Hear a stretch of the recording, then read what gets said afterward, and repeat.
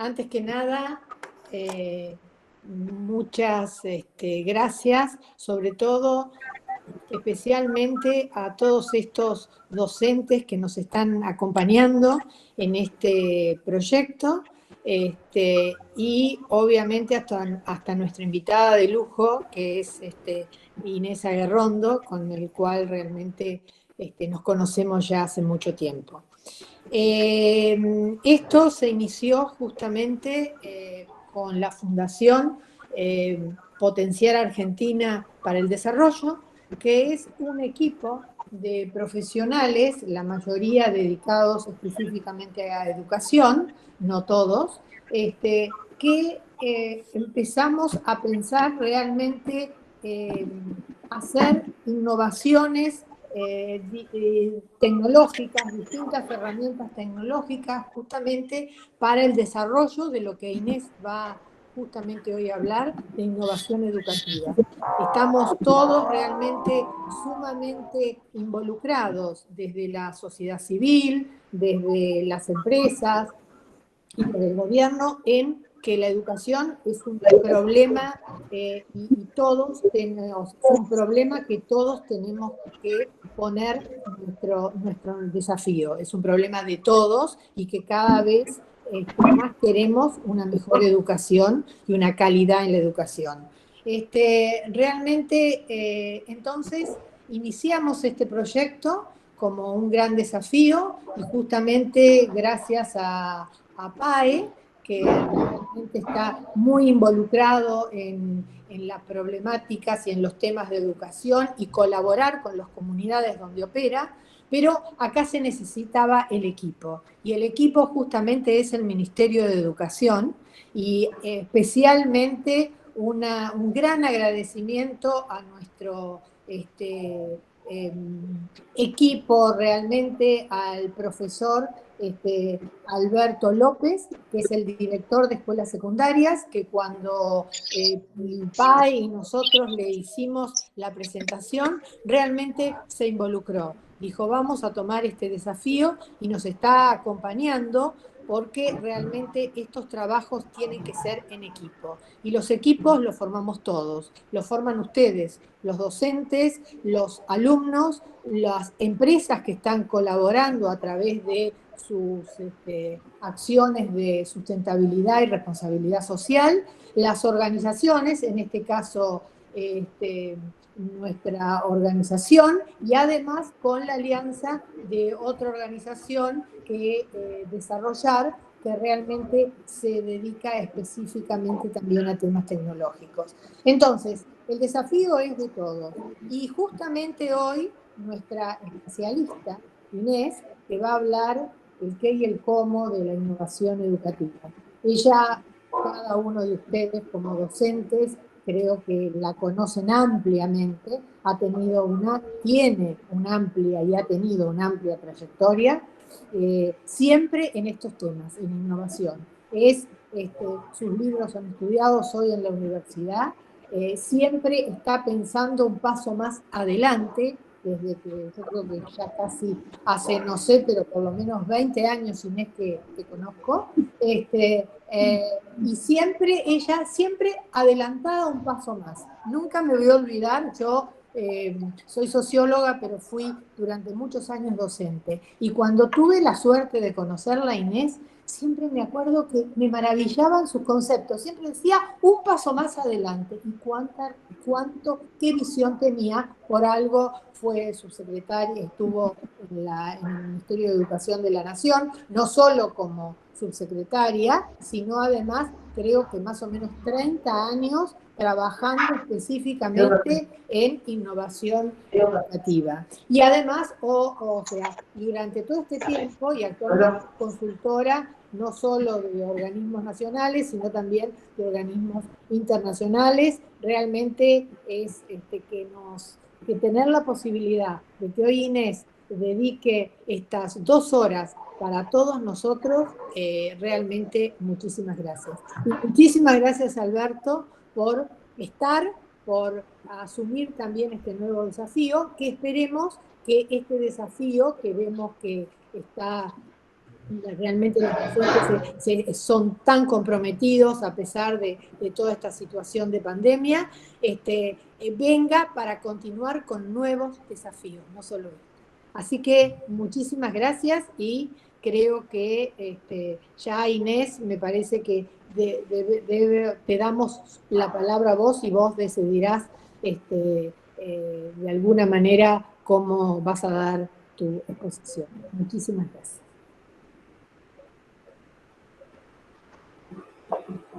Bueno, gracias, Susi. Supongo que ya estoy... ¿Me ven y me oyen o cómo está la situación? Sí, perfecto. ¿Sí? Ok. Yo no puedo ver el auditorio, ¿cómo es? No sé, ¿no aparecen todas las caras o cómo? Yo te estoy viendo solamente a vos. Sí, Inés, podés ver a todo el auditorio, tenés que ir abajo a la derecha, te van a aparecer 3 puntitos. Ah, sí. Haces clic en esos 3 puntitos y después en cambiar diseño. Cambiar diseño, configuración, teléfono, cambiar diseño, sí. Elegís el mosaico y ahí sí vas a poder ver, no a todos, pero sí a buena parte de los participantes. Por lo menos así no me voy a sentir sola, ¿no es cierto? Sí. Bueno. Bueno, hola a todos, a ver que nadie está, a ver, bueno, más o menos, ahí aparecen, están todos, todos, ¿no aparece la imagen? A ver, ¿no quieren poner la imagen así yo los puedo ver? Y por lo menos jugamos a dar clase, estamos todos en el aula, por lo menos un ratito, ya que nos obligan a que no. Bueno, buenas tardes, encantada de poder estar acá con ustedes conversando sobre temas que, como dijo bien Susi, a mí me apasionan, pero no dijo lo más importante sobre mí, aparte de que tengo hijos, nietos, etcétera, que son parte importante de la vida de uno. Les cuento que además voy por mi segunda administración matrimonial, espero que no haya ninguna tercera por ahora, por lo menos mi marido también cree así. Pero lo que más importante me importa compartir con ustedes es el tema de que todo lo que ella dijo es más o menos cierto, pero no dijo que soy maestra normal nacional de aquella época. Lo cual quiere decir que me tomo la enseñanza como las tomábamos en aquel momento. Muy en serio, muy en serio. Y siempre, como dice ella, tratando de ver cómo despuntar alguna cosa, cómo inventar otra, qué se puede hacer además, etcétera, etcétera. Estoy metida con la innovación desde hace mucho porque digo que es como que tengo un gran defecto de que soy adicta a la innovación. Toda innovación que pasa por el lado mío, la husmeo, la sigo, me meto en ella. Se imaginan la cantidad de veces que me han pasado cosas incontables, porque bueno, parte de la innovación es eso, pero también otras veces he tenido algunas satisfacciones. Creo que estamos en un mundo en el cual es difícil no innovar, pero también es difícil innovar. Porque hay un primer tema que a mí me gustaría conversarlo un poco con ustedes, que es, ¿qué es innovar? ¿Qué quiere decir innovar? Cuando digo conversar, quiero decir que quiero escuchar a ustedes qué dicen. Así que no vamos a poder hablar entre todos, pero algunos me van a poder decir qué es la innovación para ustedes. Es algo nuevo. Algo nuevo, fantástico, pero no todo lo nuevo, ¿sí? O sea, tiene que tener ciertas condiciones eso nuevo, ¿no? ¿Es cambiar algo? ¿Es cambiar algo? ¿Qué más? Es encontrar una nueva solución a un problema tradicional, digamos. Vale, está bueno eso, me gusta. Sí, porque ahí está hablando... otras formas de trabajo.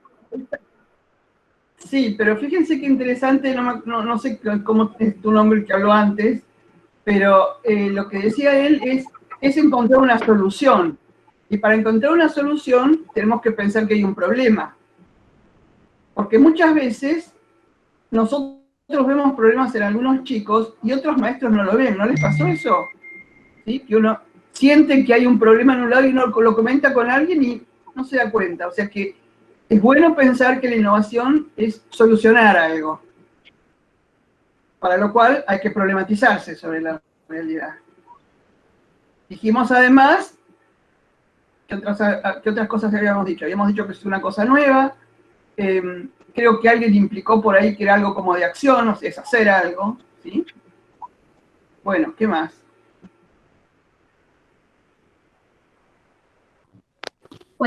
Por el chat, Inés dicen, es crear, es poner en valor otra solución, es implementar, es realizar algo nuevo, es romper la estructura.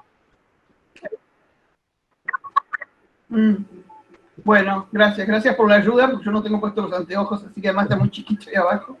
Sí, es todo eso, y por eso es tan importante que pensemos sobre ellas, porque fíjense que tanta definición amplia hace que al final, si no acordamos realmente qué es, cada uno corre por su cuenta, cada uno hace lo que le parece a uno, que es la innovación. Y creo que el primer tema a enfrentar respecto a la innovación es que todos estemos de acuerdo en hacia dónde vamos cuando queremos innovar, cuál es el norte. Si lo dejamos a la opinión de cada uno de nosotros, corremos el riesgo de que haya muchas acciones muy interesantes, pero que no dirijan el cambio hacia un lugar determinado. Entonces vamos a dedicar un tiempo bastante largo de la charla a pensar juntos y a ver qué es concretamente, cómo definimos la innovación. ¿Cómo hacemos con el PowerPoint? ¿Me van a poner ustedes? ¿Yo comparto pantalla? ¿Cómo es la cosa? Si querés te compartimos, Inés, nosotros, así te ayudamos. Bueno, ustedes tienen el PowerPoint, ¿no? Sí. Ya lo compartimos. Claro, Bueno, por favor.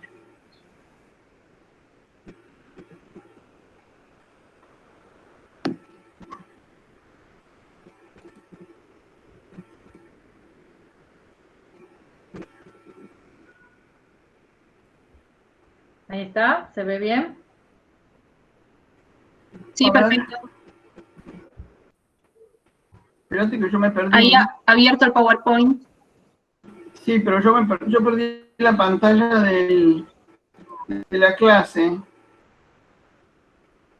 ¿Dónde está? Claro, si se presenta la pantalla no se puede ver a los demás participantes. ¿Eh? Si presenta la pantalla no se puede ver a los demás ¿No se puede participantes, ver? no, claro. Ah, bueno. Bueno, entonces vamos a hacer así, muteados. Ahora apareció la pantalla. ¿Tenés la pantalla? ¿Se ve, ¿Ustedes ven la Vicky? pantalla? Sí, se ve. Ah, yo veo una cosa que dice presentación Jimena Tolomé, pero todo negro. Ahora todo negro. De nuevo, Jimé. Ahí, bien. Una para atrás.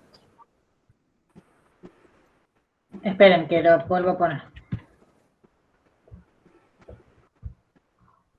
Bueno, mientras tanto, bueno, yo me gustaría que cada uno de ustedes pensara en una innovación que conoce, que hace, que hizo, que vio, y en 2 rengloncitos se lo escriba. Ustedes tendrán una computadora, un cuaderno o algo para anotar. Entonces piensen en una innovación y escríbanla, y ahí vamos a empezar a analizar cosas para poder conversar sobre la innovación, ¿sí? Mientras terminamos de poner la pantalla. La pantalla no se ve, ¿no es cierto, Jimena? Sí, ya se ve. ¿Por ahora? Ya se ve, Inés. Se está ¿Se viendo. ve? Bueno, yo no la veo. Bueno, yo no la veo, así que... Sí, se ve perfecto.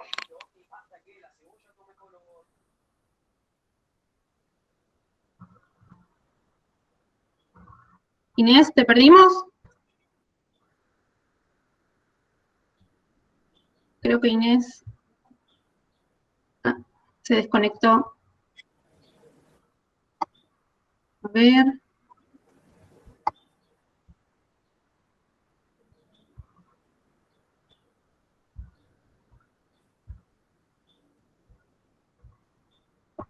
Se va a volver a conectar seguramente.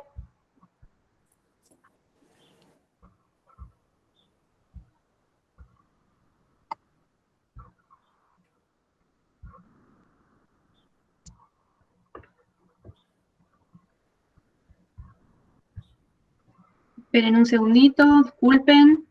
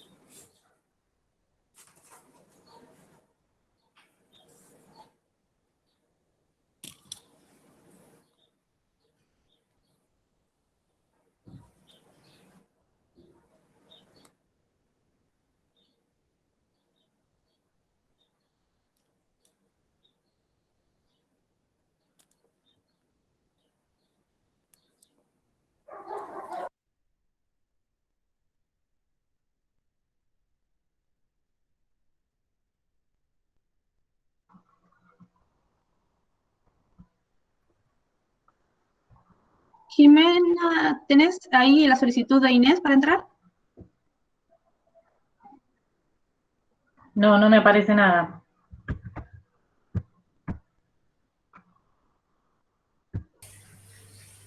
Ya está Inés, ¿eh? Ya la vemos. Está muteada. Lo cerré y volví a entrar. Ah, a ver. Sí, sí.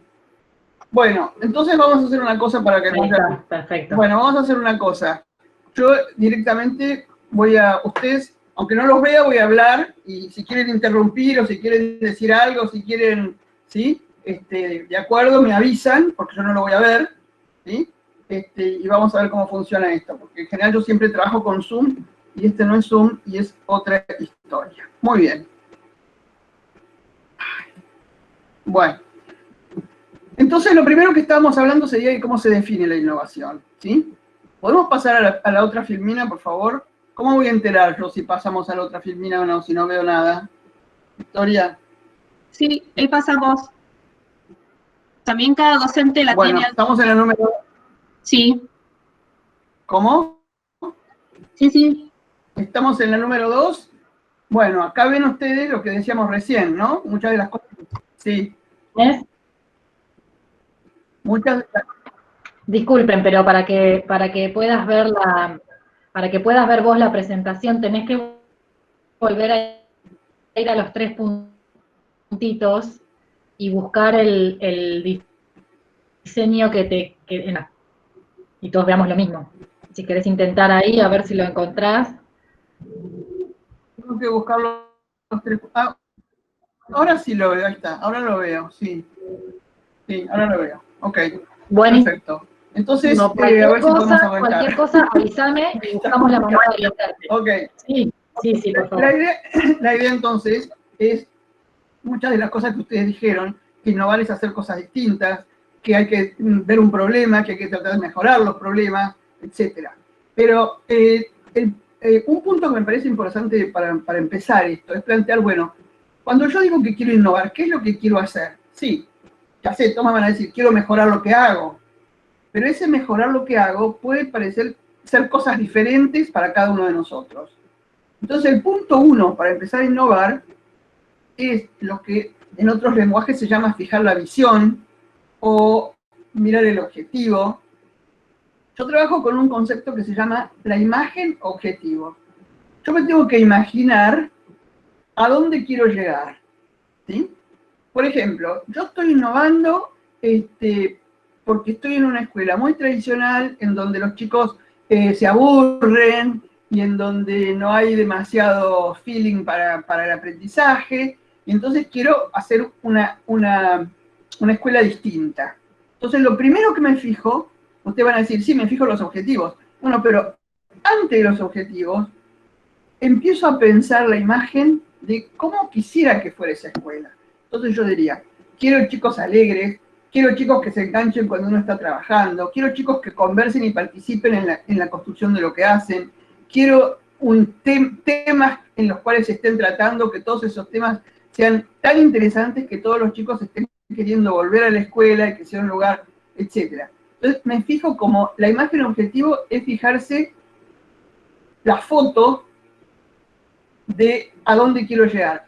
Si yo me fijo una foto en donde digo, quiero tener chicos enganchados con temáticas que les interesen, ahí sí empiezo a buscar, ¿cuál es mi objetivo entonces?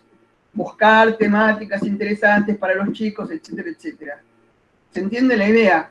La idea es, más que el objetivo, me interesa el resultado. Y a partir del resultado que yo busco, me voy a fijar los objetivos. ¿Y por qué hago esto? Esto lo hago porque al fijarme el resultado concreto y específico, yo puedo ir siguiendo el proceso diciendo, yo me maté trayendo temas que eran interesantes, pero los chicos no se interesan, ¿qué es lo que pasa? Y puedo reformular el objetivo, porque la imagen objetivo, la visión que tengo, el final, la película, la tengo siempre presente. ¿Sí? Entonces, porque además asumamos, nunca una innovación en serio es de tiempo corto. Siempre la innovación es un proceso. Por lo tanto, yo tengo la imagen objetivo final, pero tengo escaleras, pasos, tramos en el medio para lograrla. En esos pasos me van a ir cambiando los objetivos, porque yo voy encontrando cosas nuevas, voy viendo qué cosas no satisfizo, voy cambiando la centralidad de la cosa, pero mi imagen objetivo sigue siempre igual. ¿Sí? Entonces, y esto, cuando uno trabaja en equipo, es muy importante que sea la primera discusión, la primera charla, el primer trabajo en equipo. Fíjense, ¿ustedes conocen la experiencia de los jesuitas en Barcelona? Algunos la deben conocer, otros no. Si les interesa, fíjense, bueno, no ahora digo, pero anoten, se llama Horizó 2020, con H, con Z y con O al final porque es en catalán. Horizó 2020. ¿Sí? Los jesuitas tienen 7 escuelas en Barcelona, primarias y secundarias, y de inicial, y empezaron hace como 8 años un proceso de cambio. Y lo primero que hicieron fue fundar a todos los profesores y decir, bueno, ¿cómo sería la escuela ideal que vos te estás imaginando? Eran 300 profesores de las 7 escuelas. Y trabajaron un año en acordar a qué querían llegar. Y por supuesto que les pasaba lo que nos pasaría a nosotros. Alguien decía, a mí me gustaría tal cosa, pero eso es imposible. A mí me gustaría lo otro, pero a eso no vamos a llegar. A los 2 meses se pusieron la idea de que iban a decir qué es lo que querían sin pensar si se podía llegar o no. Después decidirían si llegaban o no. Pero tener una imagen objetivo clara y muy ambiciosa nos orienta en un camino muy definitivo, nos da base, justamente porque uno puede decir, bueno, yo quiero llegar ahí, pero ahora puedo tal cosa, y me fijo el objetivo que voy a lograr, pero la imagen, la visión, el final, lo tengo más lejos. ¿Sí? Cámbiame la filmina, por favor. Y esto es importante porque cuando uno habla de innovación, habla de cambio, ¿sí? Pero me parece bueno que pensemos que no todo cambio es una innovación. Hay distintos tipos de cambio. Yo armo esta clasificación que puede aceptarse o no, pero a mí me sirve como para que cuando hablo se entienda de qué estoy hablando.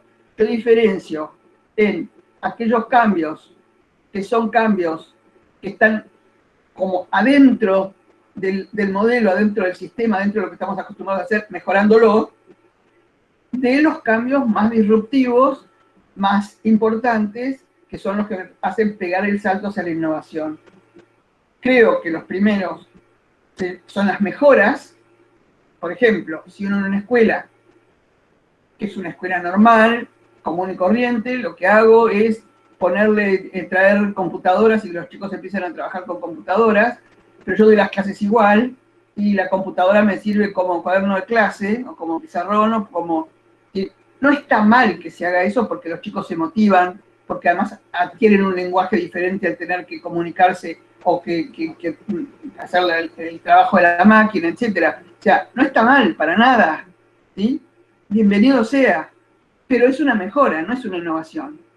Si yo traigo las computadoras, los chicos las empiezan a usar, y yo las tengo para que chateen con otros países sobre temas que les interesa, o que empiecen a buscar algunos temas que en el manual no están muy bien o que tienen otras opiniones, etc. Ahí estoy innovando, porque hago un uso distinto del mismo medio que sería traer las computadoras. ¿Se entiende? O sea, hay cambios que son buenos, pero no son sustantivos y no son despreciables. Esto quiero que lo digamos 20 veces. Ninguna escuela pega un salto de la rutina a la innovación, si no pasa por la etapa de la mejora. Cuando tenemos ganas de hacer algo muy disruptivo, tenemos que pensar qué pasitos de mejora van a ayudar para que cuando yo plantee la innovación no me la reboten. Porque en el trabajo de la innovación hay dos cosas. Hay que pensar qué es lo que quiero hacer. Ese sería justamente el qué de la innovación. Y después hay que pensar cómo lo voy a hacer. Es decir, hay que construirle viabilidad. Hay que tener sensibilidad de cuál es la situación en que estoy, como nos pasa en el día a día de todas nuestras relaciones. Nosotros sabemos muy bien con nuestros hijos, con nuestro marido, qué cosas puedo decir de golpe, qué cosas tengo que ir preparándolas, qué cosas tengo que decir un pedacito y al día siguiente otro, y al día siguiente otro. Y es esa lógica que tengo de construir viabilidad a la noticia que quiero dar, también hay que tenerla cuando uno trabaja en innovación y uno se da cuenta que la innovación es demasiado fuerte para el ámbito que tengo. Entonces, dos dimensiones de la innovación. ¿Qué quiero hacer? ¿Qué quiero hacer? Puede ser una mejora, que no está mal. No está mal porque hay muchas situaciones de la educación en donde la rutina es tan permanente que solamente una mejora disturba. Pero muchas mejoras ayudan a pegar después el salto para la innovación más disruptiva. Una preparación para lo otro, ¿sí? Pero ¿cómo me doy cuenta?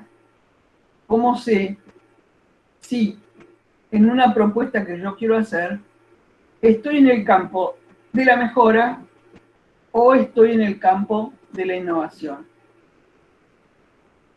Yo tengo una fórmula que se las voy a compartir, que no quiere decir que sea la única, que no quiere decir que sea la mejor. Es la manera que yo entiendo y que me organizo cuando quiero plantear una innovación. ¿Podés pasar la filmina, por favor?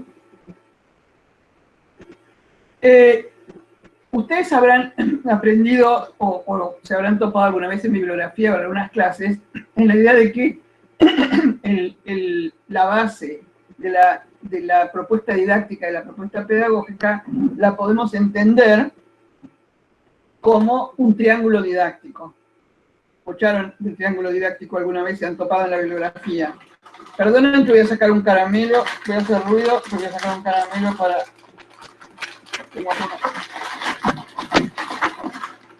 Perdón, Entonces, el triángulo didáctico une tres cosas: el aprendizaje, la enseñanza y el conocimiento. ¿Sí? El acto de educar supone estas tres vértices. Por un lado, quien aprende, por el otro lado, quien enseña, y uniendo estas dos cosas está el conocimiento. ¿Sí? Cada uno de estos tres pilares, de estos tres vértices, de estos tres espacios, fueron definidos en el sistema educativo original, si quieren, desde la didáctica tradicional de Comenio reformulada, fueron pensados de una manera. El aprendizaje era un aprendizaje en donde al alumno se le ponían cosas en la cabeza, ¿se acuerdan de la tabula rasa? ¿Sí? Yo lo que tengo que hacer es hacer que el otro aprenda, no importa si le interesa o no, esto es lo que tiene que aprender, y esa era la tarea del docente, que el otro aprendiera. El docente, entonces, es la persona que hace la transmisión del conocimiento. Y el contenido a enseñar es el tercer vértice. Para definir la innovación, yo creo que se pueden usar los tres pilares. Lo que pasa es que no es lo mismo como se entendía que era aprender en el origen de los sistemas escolares que lo que entendemos ahora. No es lo mismo cómo se pensaba que era la enseñanza, ni es lo mismo que es el conocimiento. Pásame la filmina, por favor. Redefinimos cada uno de estos tres vértices y pensamos cómo se hacía en la definición tradicional y cómo sería en una definición para pensar el cambio, para pensar la innovación. ¿Sí? Vamos a ver cada uno de estos en detalle, pero los enuncio en este momento. Empezando de abajo para arriba. ¿Sí? En la propuesta tradicional se pensaba que la enseñanza era una transmisión de conocimiento. Que el conocimiento estaba en los libros y en los docentes y que había que transmitírselo al alumno. Hoy sabemos que es el alumno el que aprende y que la tarea del docente es facilitar experiencias de aprendizaje, espacios para que, modelos de organización, para que la persona esté interesada y entonces aprenda. En el vértice del aprendizaje se suponía también que el alumno era una persona, un espacio muy pasivo que tenía que ser llenado con el contenido del docente. Hoy sabemos, gracias a toda la psicología y el constructivismo, que no, que hay una construcción del proceso de aprendizaje por parte de quien aprende, que esa construcción es una construcción que tiene que ver con etapas madurativas y que es un proceso interno del sujeto, por supuesto, pero es en una relación con lo exterior. Uno aprende por experiencias múltiples y diferentes de cosas que van pasando, observaciones que se hacen. El ser humano va haciendo hipótesis de cómo funciona la naturaleza o las situaciones y entonces construye su aprendizaje. Y en términos del conocimiento, también esto lo vamos a ver después con mucho más detalle, en términos del conocimiento, la escuela y los sistemas escolares estuvieron armados en un momento de la historia en que la ciencia era una ciencia muy estática, era una ciencia más que nada organizada alrededor de las hipótesis de la física. Y en el siglo, sobre el modelo de la constelación de Newton, de cómo funciona el universo, etc. Y en el siglo XX se produjo un cambio muy grande de las concepciones científicas que han complejizado la manera de entender la realidad y que supone realmente la verdadera innovación, poder lograr que el alumno tenga un pensamiento complejo, sistémico, no lineal, creativo, etcétera, etcétera, que es todo lo que hoy nos están pidiendo. ¿Sí? Todo esto, por supuesto, el triángulo didáctico funciona dentro de un modelo institucional. ¿Sí? Funciona dentro de una escuela que tiene sus reglas, que tiene sus posiciones y que facilita o no que los aprendizajes, que la enseñanza y que el conocimiento sea de una forma o de la otra. ¿Mm? Pásame, por favor. Entonces, redefinir el aprendizaje. ¿Sí? Ya dijimos que pasamos del aprendizaje pasivo al aprendizaje constructivo. ¿Qué quiero decir cuando quiero decir pasamos? Quiero decir, si uno va a hacer su imagen objetivo y sus objetivos de la innovación, el planteo que me hago es, ¿cómo hago para tener un aprendizaje constructivo? Porque sé que el sistema escolar está armado sobre la base del aprendizaje pasivo. El modelo de clase que hace que el alumno esté sentado escuchando es el formato organizativo institucional que supone que el alumno no es sujeto de aprendizaje, es un objeto de aprender. ¿Sí? Entonces, para poder tener un alumno sujeto de aprendizaje, también tengo que cambiar las formas de funcionar en la clase, etcétera, etcétera. ¿Pero eso por qué? ¿Porque me gusta? ¿Porque tengo ganas? ¿Porque es más divertido para los chicos? No. es porque quiero que el alumno sea sujeto de aprendizaje. Y acá voy a un tema que me parece interesante entenderlo para poder darse cuenta de por qué hay que hacer estos cambios. Y es fácil si nos ponemos en la cabeza e imaginamos cómo era un científico del siglo XIX, cuando surge la escuela. Acuérdense que era una sociedad en la cual todavía los hombres usaban galera y las mujeres vestido largo, que no existían los autos. En esa época es cuando se creó la escuela. Y de esa época tenemos metidos adentro de la escuela todavía un montón de modelos organizativos. Por ejemplo, el modelo de la clase. ¿Y por qué tenemos ese modelo de clase? Y porque en aquella época la persona que se dedicaba a construir el conocimiento, los sabios o las personas que estaban en el mundo de los científicos, piensen ustedes, imagínense lo que sería una imagen, una viñeta de esto. Es una persona que es un viejo porque tiene que haber aprendido toda la vida, es varón porque las mujeres no pensaban en aquella época, tiene todos los pelos así muy para afuera y una bombita arriba de la cabeza porque se le dan todas las ideas, está en un escritorio muy grande con muchos papeles y atrás tiene una biblioteca. Su tarea era leer los libros de sus ancestros, digamos, de los que vinieron antes de él, escribir papeles y que otros lo leyeran, solo. Y así hemos puesto al chico en el aula, frente a una gran biblioteca que es la maestra hablando, ¿sí?, con tareas en las cuales tiene que resolver solo. El modelo que la escuela toma para pensar cómo transmitir el conocimiento es el modelo de cómo se hacía el conocimiento en esa época. Ahora fíjense lo que pasa cuando uno ve en televisión ahora un aviso publicitario en donde hay científicos. Son jóvenes, varones y mujeres, están vestidos con un mameluco o algo porque están haciendo cosas, o tienen una probeta, o tienen una computadora, o tienen una mecánica, algo que están haciendo con las manos. Porque hoy el mundo de los científicos funciona así. Hoy los científicos trabajan en equipo, tratan de resolver problemas, y para eso se equivocan millones de veces. Miren lo que está pasando ahora con la investigación de la vacuna. Discuten, llevan el conocimiento de uno a otro de nivel personal, haciendo discusiones. Entonces, esa es la escuela que tenemos que tener. Porque el conocimiento de hoy, que ya vamos a ver después cómo cambió, el conocimiento de hoy se transmite de un modo determinado distinto que como era en el origen.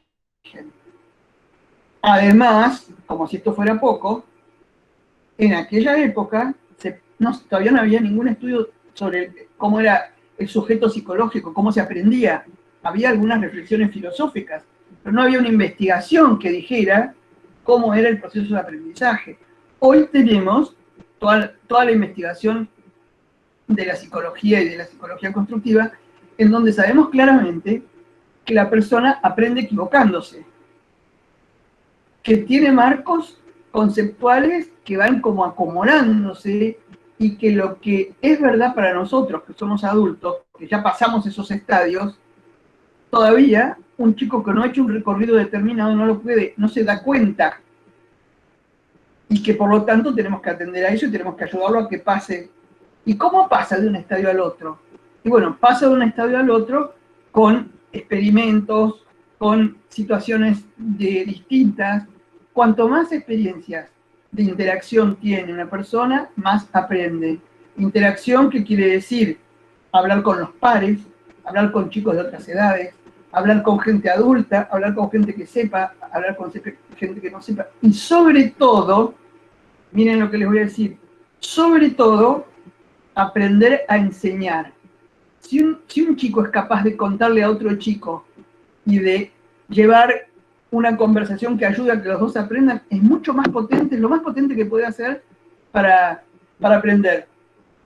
Yo trabajo en una experiencia mexicana que se llama redes de tutoría, que los chicos se enseñan entre ellos, y los chicos mismos han acordado un eslogan que dice que a ellos les gusta hacer esto porque dicen que enseñar es aprender 2 veces.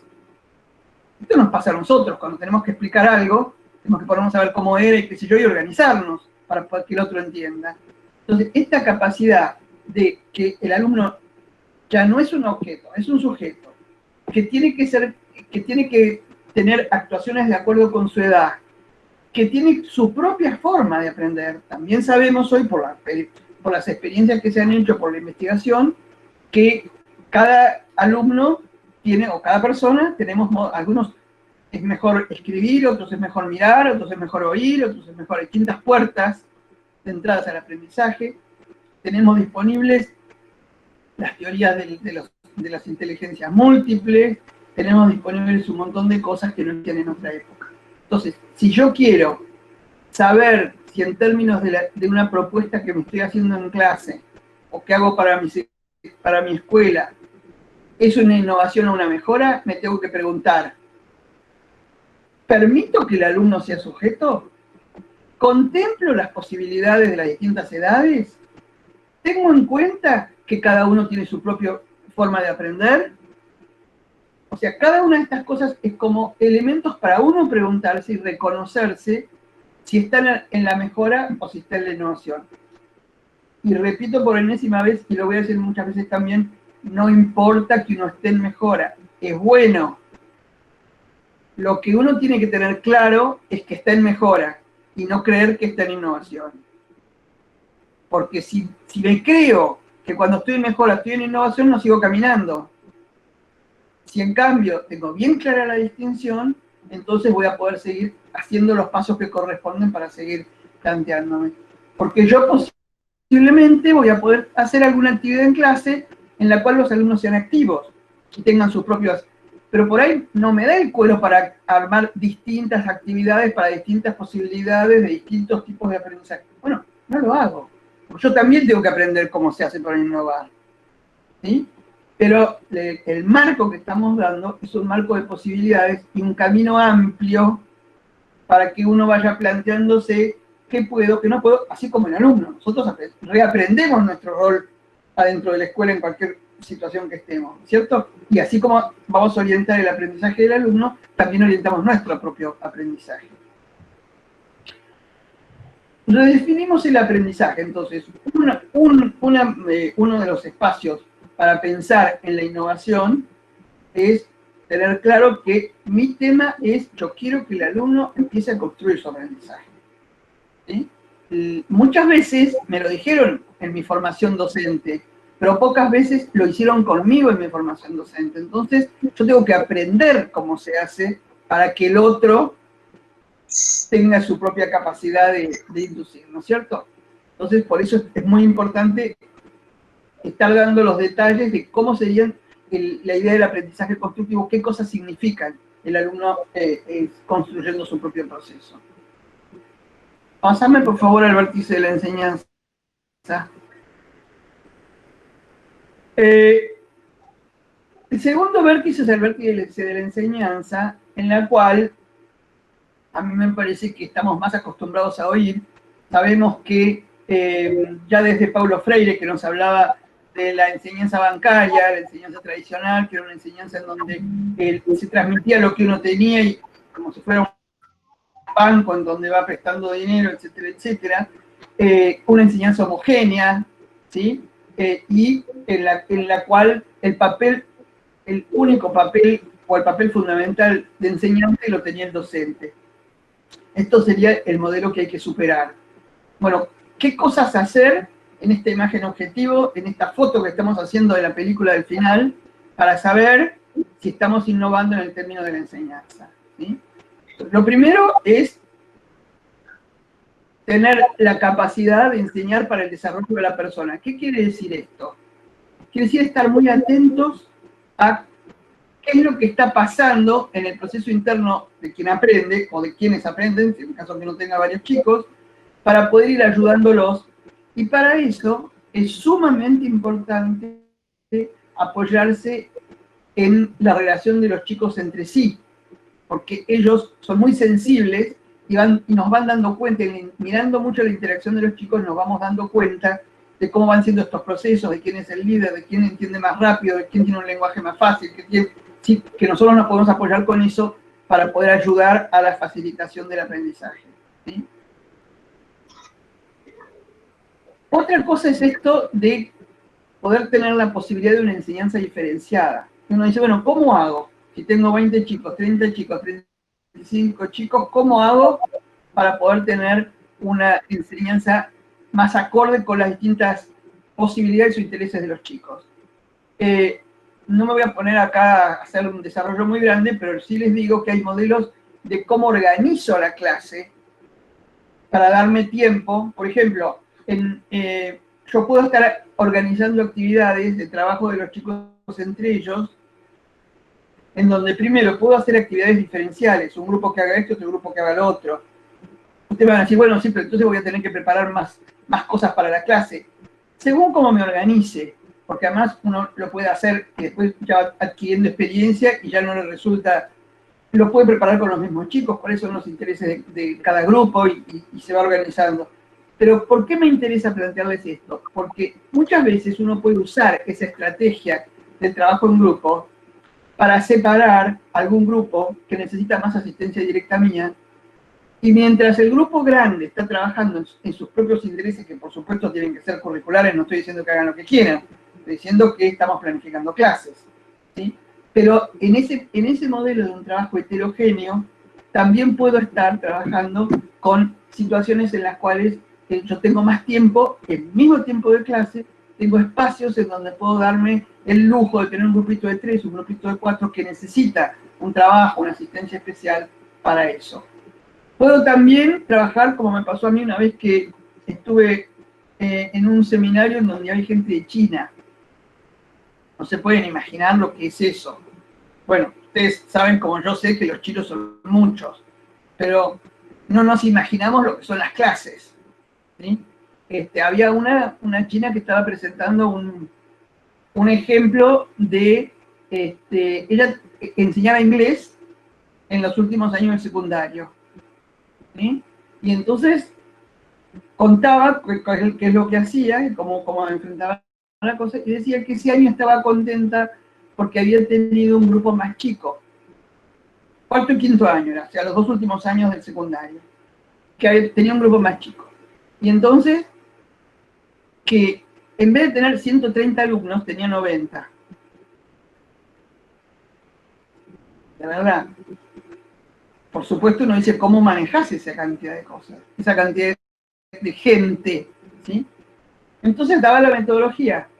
Decía que al inicio del ciclo lectivo, o sea, del semestre, ella era por semestres, hacía una prueba con los chicos y tenía bien claro en 3 grupos, los que funcionaban bien, los que andaban mal y los que estaban en el medio. Y los sentaba de a 3, 1, 1 y 1. Daba la clase y daba ejercicios, ¿sí? Y tenían que resolver los ejercicios, y entonces en el grupo de los 3 se ayudaban entre ellos. Después ella se llevaba para corregir, y uno piensa que corregía 90, corregía 100 por día o por semana. No. Tomaba siempre una muestra de 20, que los iba variando, corregía 20. Y entonces ella decía que, como en general los errores eran errores tipo, a la clase siguiente empezaba la clase desarrollando, o sea, contando poblaciones y cómo se corregían. Y el grupito de 3, que estaban sentados de 3, se organizaban para aprender. Bueno, de estas debe haber un montón de técnicas que yo no sé, yo les cuento cosas así que he recogido, para mostrar cómo con un poco de organización y con un poco de planificación distinta, uno puede encontrar vías. No les digo que sea fácil, estamos acá hablando de la innovación, que no es un tema fácil. Lo que digo es que es posible y hay gente que encuentra algunas maneras de poder empezar a hacer las cosas de una manera más diferenciada, atendiendo las dificultades, incluso con las pocas disponibilidades que tenemos nosotros, que tenemos un sistema muy armado, muy organizado, muy poco flexible para poder hacer alguna de estas cosas, pero uno se las puede arreglar muchas veces también para poder funcionar. Bueno, vemos la parte del conocimiento, que es lo más complicado. El tercer vértice, que es el vértice del conocimiento, es lo más complicado y lo más difícil de entender, porque es lo que menos se ha conversado, y yo creo que también es lo que menos pensamos como, a ver, nuestra escuela se armó, como les decía, en el siglo XIX. No estoy hablando de nuestra escuela, estoy hablando de los sistemas escolares, porque nuestro sistema escolar empezó con la ley 1420, que es de 1884, pero el sistema francés empezó en 1883, y el sistema de Prusia, que es el primero, en 1876, o sea que estaban todos más o menos ahí. Nosotros cuando empezamos con nuestro sistema era lo que se estaba haciendo en el mundo como avanzada. ¿Y qué se transmitía en esos sistemas? Lectoescritura, un poco de matemática y algunas nociones básicas del conocimiento científico, que era sumamente importante porque era una sociedad que estaba despertando a lo que después se llamó la Revolución Industrial, ¿no? La Revolución Industrial, ¿se acuerdan cuando aprendieron? Bueno, ustedes no sé si son de secundaria o de primaria, pero algunos de ustedes tendrán que enseñar, y todos los otros hemos aprendido en la secundaria una época que se llamaba la época de los grandes inventos, cuando apareció la máquina a vapor, cuando aparecieron los telares eléctricos, cuando apareció, no sé, la imprenta. Todos estos eran conocimientos científicos, inventos científicos que se habían dado porque se había desarrollado la ciencia, ¿sí? Y como les decía al inicio de esta conversación, el paradigma, la forma más acabada de conocimiento era el pensamiento de Newton, que planteó las reglas, digamos, él planteó por primera vez las leyes de gravedad y que estudiaba la mecánica dentro de la física, por eso los telares mecánicos y toda esa parte, después viene la electricidad, y entonces él había hecho o sea, el mundo de la ciencia en ese momento era el mundo del descubrimiento de todo lo que podía avanzar la sociedad poniendo en la vida cotidiana todos los conocimientos de la ciencia. Y eso es lo que se transmitía a la escuela. En la escuela se empezó a transmitir un modo de ver el mundo desde el punto de vista científico, ya no teológico, como era en la época anterior de la escolástica. Nosotros heredamos un mundo pensado por disciplinas. Pensado porque lo que es la física es la física, lo que es la matemática es la matemática, lo que es la historia es la historia, lo que es la geografía es la geografía. Ese era el mundo del siglo XIX, en donde había academias científicas en cada ciudad y en donde los científicos hacían sus experimentos y los llevaban a un lugar, algunas veces eran las universidades, pero en general eran las asociaciones de ciencia, a contar los descubrimientos que tenían. Y había, por cada disciplina, en cada país, diferentes academias. Y el descubrimiento en el siglo XIX era tan brutal lo que se había descubierto, que muchos científicos en esa época, fíjense, se creían que todo lo que el ser humano podía saber ya se había descubierto. Hay una conferencia famosa de un científico, un físico que se llamaba Lord Kelvin, que estudiaba el tema de la electricidad. Es una conferencia famosa que dijo en Inglaterra ante la Asociación de Científicos de la Física, en donde él dijo que el siglo XIX terminaba con un gran logro de la humanidad, que era haber descubierto todo lo que se podía descubrir. Y que gracias a eso, de ahí en más, la humanidad tenía un camino de felicidad perpetua y de crecimiento permanente. Ustedes habrán ido, ¿conocen la bandera brasilera? ¿Vieron que tiene un mundito en el medio y una franjita? En esa franja dice orden y progreso, que era el modelo de lo que en ese momento se pensaba que era la humanidad. Estaba todo ordenado y tenía el progreso asegurado porque se había descubierto todo. Eso es en 1900. ¿Sí? Y todo quería decir, se habían descubierto las leyes fundamentales del funcionamiento de la naturaleza. ¿Sí? Sobre todo la ley de gravedad. que regían no solamente en la Tierra, sino en todo el universo. Y que eran leyes universales, que nunca iban a cambiar, que si eso se descubría, listo, todo estaba logrado. Bueno, pasó que 5 años después, un señor que en ese momento era nada más que un empleado de correos en una oficina de un pueblito muy chiquito de Alemania, pero cuyo nombre era Albert Einstein, mandó a la oficina, a la Academia de Ciencias 4 trabajos en donde planteaba que en realidad lo de Newton no era tan así. ¿Sí? Ustedes saben que todo el trabajo de Einstein es haciendo estas leyes relativas. Y en 1905 hace eso Einstein. En 1915, otros físicos descubren que no era lo que hasta ese momento se había creído, que el átomo era lo más chiquitito que había en la materia, sino que había cosas más chiquitas. Y entonces descubren todo lo nano, todo lo que hoy es la tecnología de avanzada, todo lo que hoy nos permite tener un microondas, tener un GPS, tener medicina nuclear y hacernos las resonancias magnéticas, tener tela que filtra los rayos solares o una pintura que tiene antioxidante y que es antihongos. Todas esas cosas que no estaban en el siglo XIX son producto del avance de la ciencia en el siglo XX.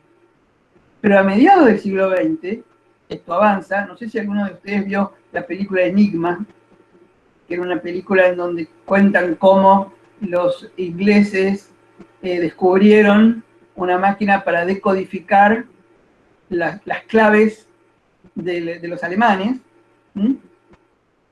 porque avanza mucho en el siglo XX gracias a las guerras y a los enigmas y al desciframiento de códigos, avanza mucho la matemática y avanza mucho el pensamiento acerca de, bueno, entonces, si el mundo no es un relojito, ¿cómo es?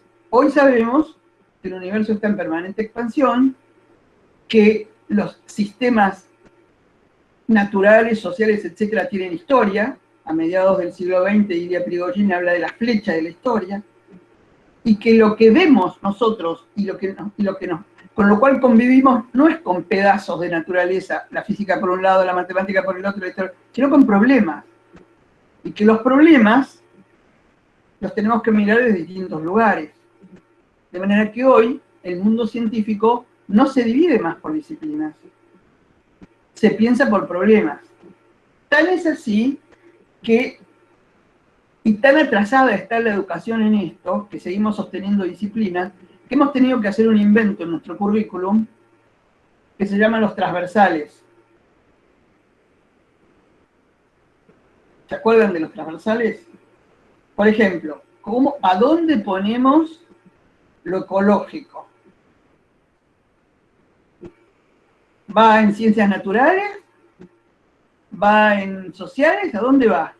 Bueno, tiene un poco de cada, porque es un problema. ¿Sí? Entonces, espacios así muy complejos que comparten todo y que son muy necesarios porque todo eso tiene que ver con la sustentabilidad, tiene que ver con el cambio climático, tiene que ver con todas estas cosas, nos obligan a repensar qué hacemos con el currículum y cuáles son los contenidos. El vértice del contenido es el que está más atrasado en la innovación, porque la escuela todavía no ha procesado la idea de que ya la física de Newton no es que murió, no es que no existe más, no es que es inválida. Lo que pasa es que no explica todos los fenómenos que una ciencia o una perspectiva científica debiera explicar, y para explicar las otras cosas hay que correrla un poquito al costado, la física de Newton, y permitir esta otra explicación, que también forma parte del conocimiento y lo que tienen que saber. Porque cuando nos quejamos que los chicos no se interesan por lo que le enseñamos, yo pienso, ¿a qué chico le enseñamos cómo funciona, no sé, la computadora? No es que la use, cómo funciona, ¿sí? O cómo funciona un microondas, o cómo, si eso que hoy forma parte del mundo permanente de ellos, y yo estoy hablando solamente, yo me meto por lo doméstico, pero también todo lo que ellos hacen con la computadora, con cómo filman, bueno, todas las cosas que hacen por YouTube, todas las cosas que como los chicos hacen muchas de esas cosas, todas esas cosas la aprenden por afuera de la escuela, porque nosotros no se las ponemos dentro de la escuela. Nosotros hemos perdido el espacio de el meter adentro de la escuela un conocimiento válido. Y esto me parece que es lo más importante, porque si yo tengo un alumno constructivo, lo tengo que abrirle la cabeza para que pueda explorar. Y cuando explore va a explorar esto que no es lo mío, y que dentro de la escuela no sé dónde ponerlo. Entonces es muy importante poder plantearse qué quiere decir innovar en el conocimiento. Esta pata del conocimiento, hay algunas cosas, digo, ahora no tengo tiempo para desarrollarlo, pero puedo dejar algunas cosas que hay por ahí escritas en el mundo para ver cómo uno puede empezar a plantearse modelos de incorporar conocimiento de tal manera que los chicos puedan tener una visión más a tono con el siglo XXI y con el siglo XIX. ¿Sí? Alguien vieron que habrán escuchado cuando se dice que los sistemas escolares están en problemas porque son sistemas del siglo XIX con estructuras del siglo XX y chicos del siglo XXI, ¿no? Entonces, ¿cómo hacemos para poder meter algo de lo que se necesita en el siglo XXI adentro del laberinto de lo que son las escuelas, ¿sí? Entonces, cada uno de estos tres vértices entran dentro del modelo organizacional, dijimos, ¿no es cierto? Pásame, por favor, la filmina. Entran dentro pero ahora, cuando planteamos a dónde se produce el triángulo didáctico, también tenemos otro problema. Porque en el momento que la escuela se fundó, la idea era, todos los chicos y jóvenes tienen que saber leer y escribir y tener algunos conocimientos básicos, y a los 12, 14, 15 años ya se sabe todo lo que se necesita para vivir en sociedad. Si quieren seguir aprendiendo regio, pero un ciudadano, aunque haga la escuela primaria, está perfecto. En cambio, hoy en día sabemos que el avance del conocimiento, que lo que pasa en la sociedad, que las demandas, etcétera, nos obligan a pensar que todos tenemos que aprender durante toda la vida. El objetivo de la escuela o del sistema escolar se amplía. ¿Pero se amplía pensando que vamos a tener escuela para todas las edades? ¿O se amplía en términos de que reconocemos que el aprendizaje pasa no solamente en la escuela, sino en otros ámbitos también? Entonces, aprendizaje y escuela no son sinónimos. La escuela es un entorno, un espacio, una forma específica que está organizada para cierta parte del conocimiento. El hogar, la comunidad, el trabajo entre pares, los hobbies, las cosas que hacen los chicos, muchas de las cosas de las intervenciones por internet también son espacios de aprendizaje. ¿Qué de eso tomamos para poder incluir dentro de lo que hacemos cotidianamente y que esto se transforme en una especie, en un motor de la innovación? ¿Nos peleamos o aceptamos esos espacios de aprendizaje? ¿Nos pusimos a pensar cómo aprende un chico por afuera de la escuela y qué cosas el modelo de cómo aprende por afuera de la escuela lo podemos traer adentro de la escuela? Hay lindos estudios, ya son de hace 20 años porque son de cuando cambió el siglo, que hablan de las características de los adolescentes de hoy a diferencia de los adolescentes del siglo pasado, o sea, los millennials versus los no millennials, y entonces plantean justamente que, por ejemplo, eso que en la escuela decimos que el chico no es capaz de prestar atención, hoy en día lo que pasa es que el adolescente de hoy tiene atención distribuida. O sea, es capaz de hacer varias cosas a la vez, cosas que nosotros no podíamos, por lo menos yo, ustedes son más jóvenes que yo, pero en mi época tenías que focalizar en una cosa y punto.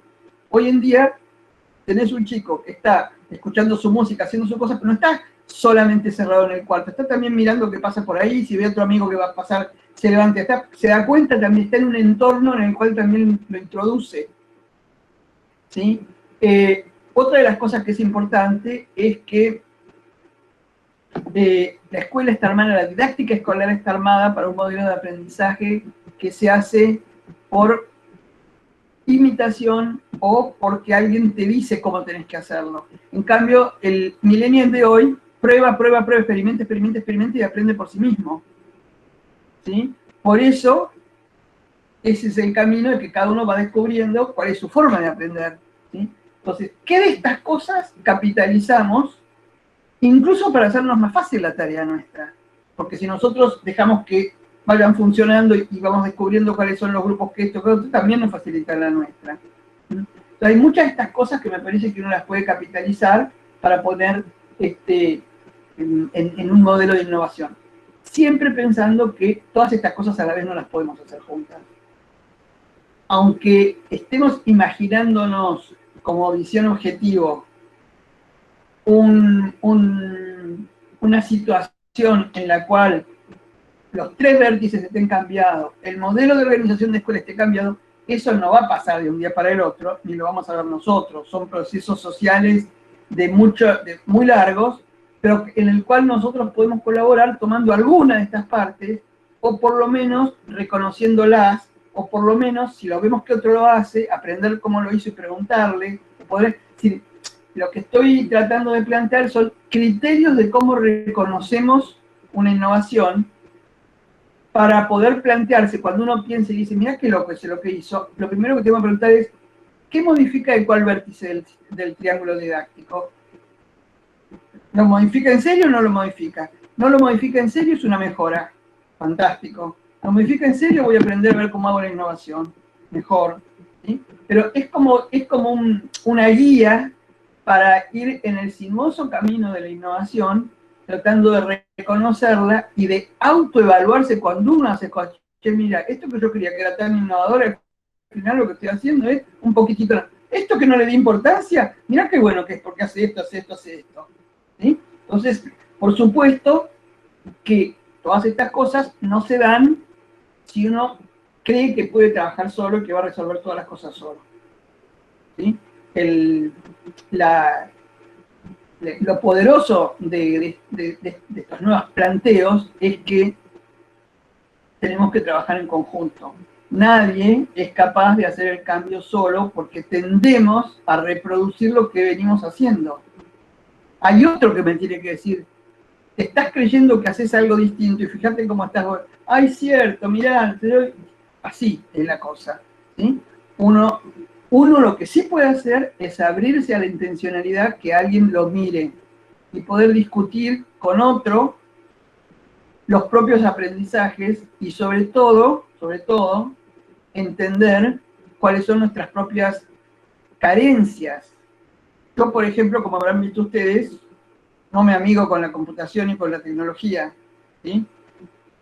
Soy totalmente consciente y hago mis esfuerzos, pero bueno, me autojustifico diciendo que en mi época no existían, pero de todas maneras siento que ahí tengo un espacio en donde tendría que plantearme el esfuerzo de poder hacer un cambio. Y esto nos pasa a todos, en distintos ámbitos. ¿Sí? Por más que estamos con la cabeza intentando, después en la realidad, en donde ponemos corazón, donde ponemos esfuerzo, donde ponemos tiempo, las cosas no salen. Por eso es importantísimo la innovación. No va a funcionar si no la hacemos criticándonos de a pares. Con otro que me diga, que no me diga, que me siga, que aprender de otros y sobre todo aceptar la crítica de otros. Entonces, vamos a la última filmina. A ver, si me la cambian. Repasando, ¿sí? Innovar implica un hacer diferente para mejorar resultados. Eso lo dijimos entre todos al principio. Hacer diferente, ¿sí? Innovar, uno piensa en la innovación, pero si no la hace, no es innovación. Si uno piensa una cosa muy linda y no la hace, es intención.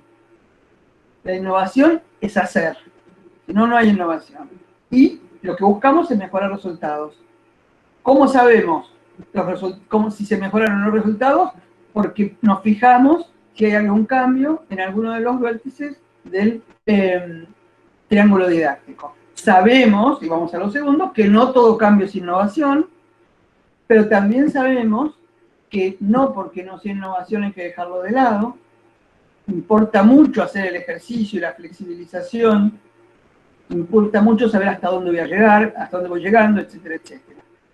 Y para meternos en un horizonte de largo plazo, pensamos en la redefinición de los 3 vértices del triángulo didáctico. De a uno, de a poco, pero tenerlos en la cabeza como para poder reconocerlos. Pasar del aprendizaje pasivo al sujeto que construye, dejar que el alumno se equivoque, dejar que se dé cuenta solo de que se está equivocando. El solo no quiere decir que yo no me meto, quiere decir que yo en vez de decirle te equivocaste, empiezo a hacerle preguntas, empiezo a hacer que se dé cuenta de sus inconsistencias, etcétera, etcétera, y que él en algún momento diga, ah, claro, entonces, si él hace eso, aprendió de verdad. Si no, yo le estoy diciendo y repite lo que le digo yo. Entonces, el lugar del docente corrido a ser un asistente del aprendizaje del otro. ¿Sí? Y por eso, en vez de, hay que pasar de la enseñanza homogénea, de la enseñanza toda planificada, de la enseñanza de que yo tengo un plan que creo que voy a poder seguir y que cuando se me desarma ya no sé qué hacer porque perdí el plan. No, una experiencia de diversas experiencias de aprendizaje, diversas líneas que uno va explorando de acuerdo a cómo va viniendo la clase, etcétera, etcétera. Y sobre todo empezar a pensar esto de cómo abandono los TICs del siglo XIX y qué quiere decir estar en una enseñanza del siglo XX. Una enseñanza que es más un modelo de pensamiento, ¿sí? Un modelo de pensamiento que me saca de la lógica de que si A entonces B, para pasar a una lógica de que mañana puede haber probabilidad de lluvia. Yo no sé si va a llover. Nosotros, esto en la meteorología es uno de los campos de la ciencia en donde se desarrolló primero este tipo de pensamiento no lineal se llama, ¿no? Sistémico. Porque justamente es tan complicado el tema del tiempo, había tantas variables para mezclar que no se podía. Entonces nosotros estamos acostumbrados a que hay partes de la realidad que no son factibles de entender por una causalidad única. ¿Sí? Por ejemplo, en la meteorología, lo que no estamos acostumbrados es a saber que toda la realidad es así. Toda la realidad. El azar incide en todos los aspectos de la realidad. Quizá nos acostumbramos más en lo que tiene que ver con las ciencias sociales o las relaciones personales, pero también en la ciencia física, en las ciencias duras, también existen espacios de azar, y este es lo que explica, por ejemplo, toda la cuestión de la evolución, ¿sí? El tema de cómo las especies se van desarrollando, etcétera, etcétera, tienen que ver con que se van dando bifurcaciones, y a veces son por azar, según dicen los que estudian esas cosas. Yo repito lo que he leído de ese campo, pero no es el mío. Entonces, un nuevo triángulo didáctico, capaz de funcionar en múltiples entornos de aprendizaje. Despeguémonos de la idea de que, si no está en la escuela no aprende. Aprende también. Y quizá aprende cosas más significativas que las que yo le enseño en la escuela. Hagamos que eso significativo lo puedan aprender adentro de la escuela, porque son los intereses del mañana, son los que les ayudan a vivir en la vida, son un montón de cosas que corresponden a lo que debería estar dentro del sistema escolar. Entonces, bueno, espero que les dé algunas ideas como para que puedan conversar conmigo ahora. Lo único que les estoy contando es una experiencia de 40 años de vida, que no necesariamente es la verdad, es lo que yo he podido recoger a lo largo de muchas visitas a escuelas, charlas con personas que trabajan como ustedes en las escuelas, cosas que uno lee, cosas que uno ve y explora. Pero, digo, están totalmente... Me gusta la disidencia, o sea, no, profesora, por tal cosa. Sí, bueno, a ver qué, charlemos un poco. Nos queda un ratito y podemos avanzar en eso.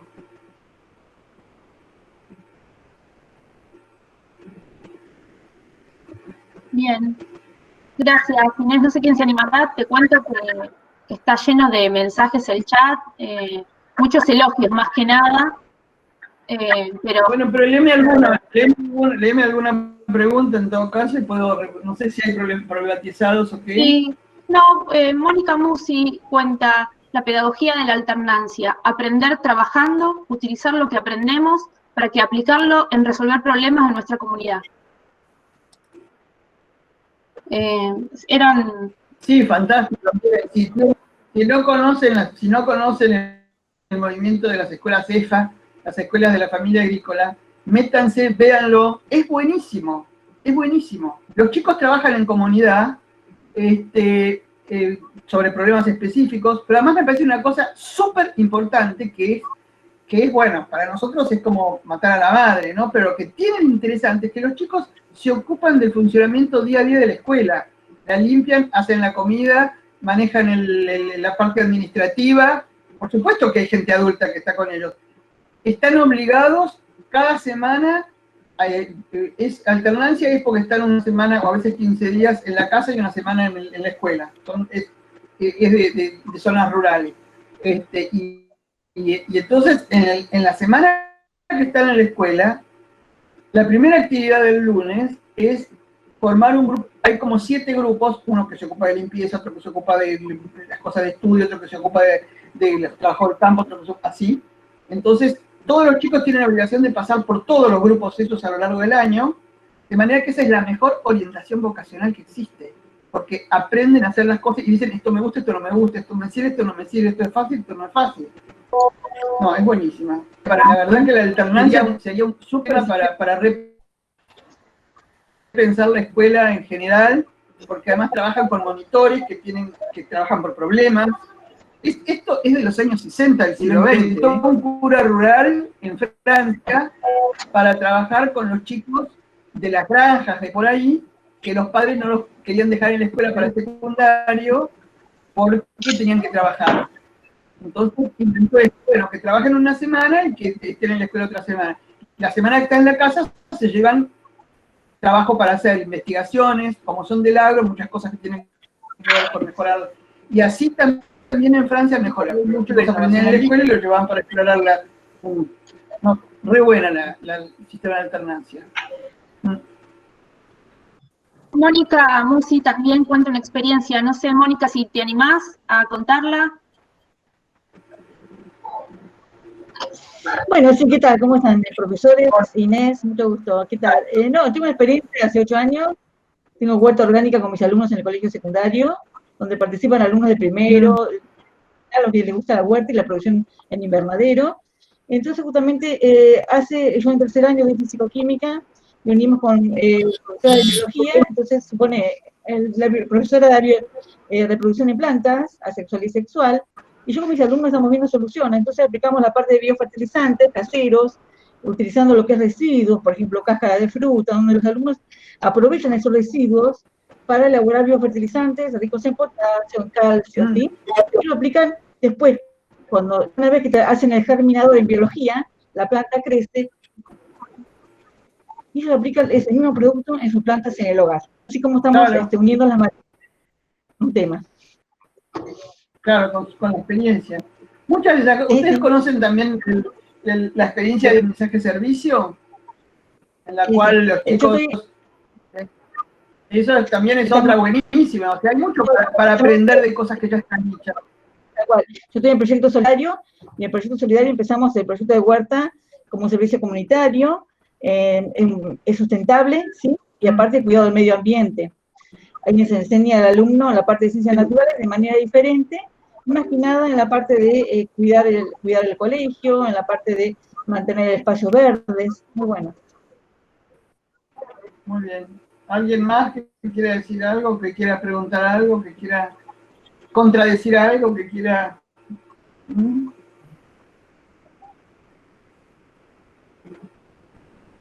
No se animan. En el chat estuvieron hablando varios, ¿eh? Héctor, sí. Bueno, problema. A ver, digo, Inés, tanto tiempo, siempre es un placer escucharte. Este fenómeno que está pasando no solo acá, sino en todo el país y en todo el mundo, ¿no nos abre de verdad a los docentes en esto de innovar, pensar formatos nuevos, situaciones nuevas? Justamente, me parece que esto vos estás planteando ahora viene nosotros de afuera. Sí, tal cual. Mirá, yo creo que sí, totalmente, y está en nosotros aprovechar la oportunidad. Porque puede quedar como una anécdota que te acordás cuando pasó tal cosa, o puede ser el inicio de un cambio de verdad. Eso depende de los protagonistas, depende de que nosotros pedimos porque las cosas puedan cambiar, porque las resistencias las vamos a encontrar seguro. Gente que va a decir, bueno, ahora ya no se necesita, porque ahora está todo bien, y en vez de capitalizar las cosas que pueden ser capitalizadas, las dejan, pero bueno, sí, a mí me parece que es fantástico. Sí. Hay que pensar el tema, así hay que pensar el tema de cómo se achica la brecha entre los distintos sectores.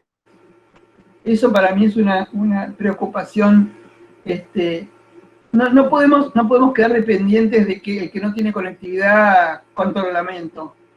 Algo hay que inventar, ¿viste? Entonces, no sé, pero sí por lo menos sabemos que hay todo un sector que sí se puede organizar con la conectividad y podemos dar otra cosa, ¿viste? Entonces, no sé, es para pensar entre todos.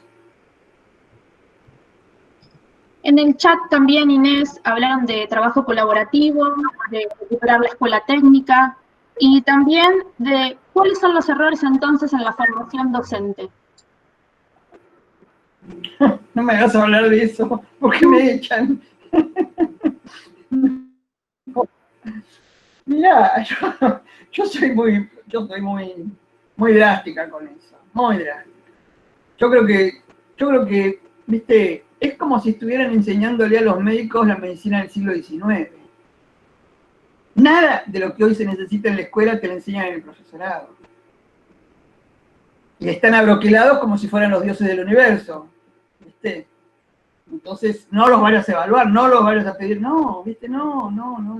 Yo digo, los más estafados son los pobres que reciben los títulos y se creen que yendo a la escuela eso les va a alcanzar y así se frustran cuando llegan. Ustedes lo verán en la gente que entra en las escuelas. Yo lo veo en la capacitación que estamos dando, ahora estamos en Neuquén, pero hemos trabajado en Provincia de Buenos Aires, en otros lados, para trabajar con los docentes esto del tutoraje entre chicos. Y los institutos de profesorado no quieren. Les hemos ofrecido que vengan. No. Bueno, es una cosa terrible. Terrible porque además eso es lo que sufrimos todos en el sistema, porque si del semillero no sale, por lo menos la apertura hacia el cambio, si no puede ser el cambio total, por lo menos una mirada que abra la cabeza, es difícil, muy difícil. Y ahora viene la propaganda, esperen. Estamos embalados, me hicieron acordar, estamos embalados en la Universidad Católica con un proyecto de formación de docentes universitarias, pero que tienen 4 años igual que en el profesorado y se podría hacer en un profesorado perfectamente. Nada más que hay que cambiar el modelo organizativo, hay que cambiar lo que das, hay que cambiar, bueno, la lógica, pero son una vara las chicas, no sabían lo que son. Ahora se recibe la primera camada, 25 de nivel inicial y 25 de primaria, pero de las cuales en el grupo entraron 51 y en los 4 años terminan 48. Y tenemos 25% de chicas que vienen de Villa. O sea que no es porque las agarramos ahí de la Universidad Católica, ¿viste?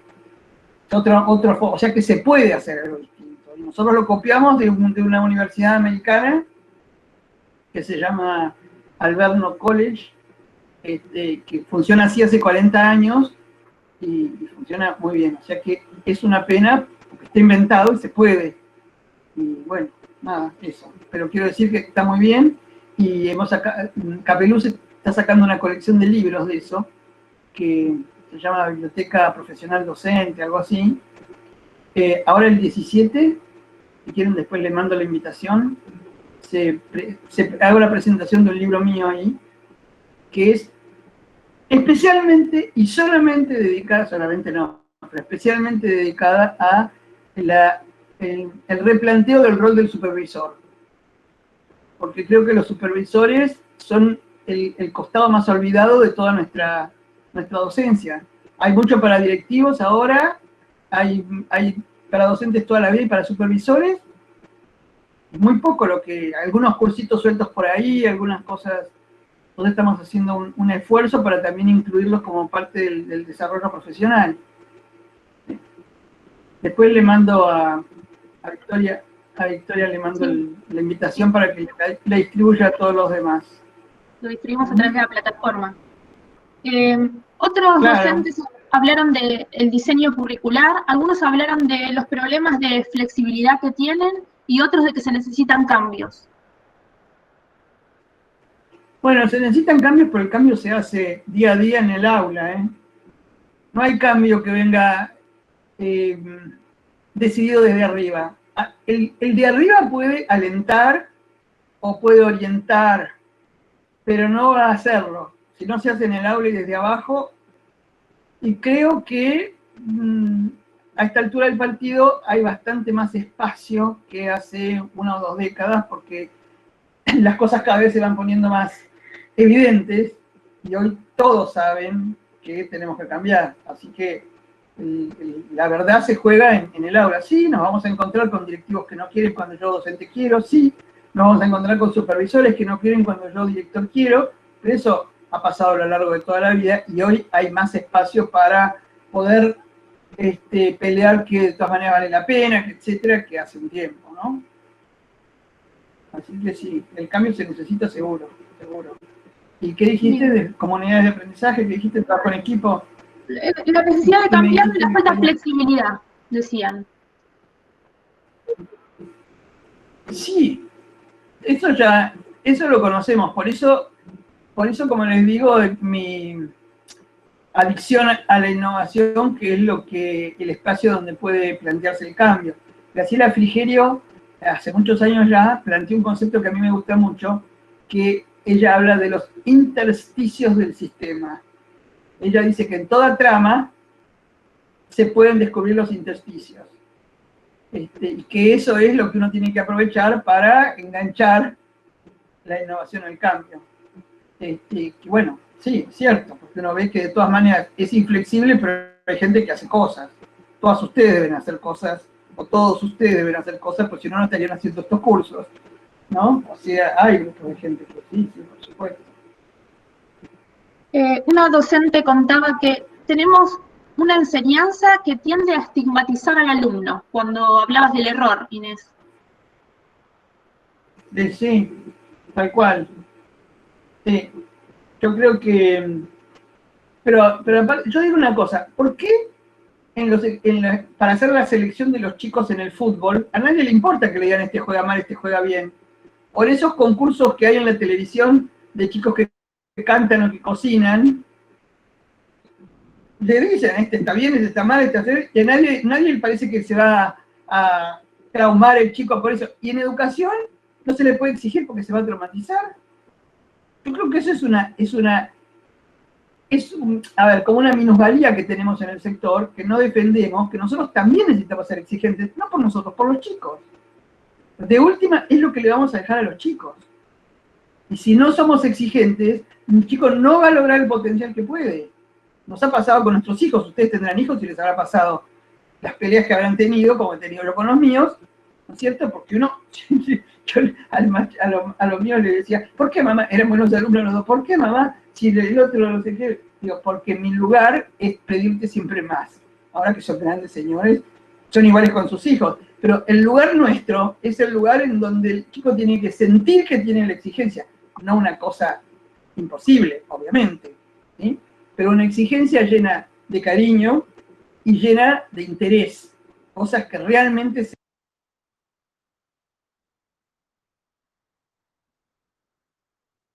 Te silenciaste, Inés, sin querer, ¿puede ser? Hay que desilenciarlo.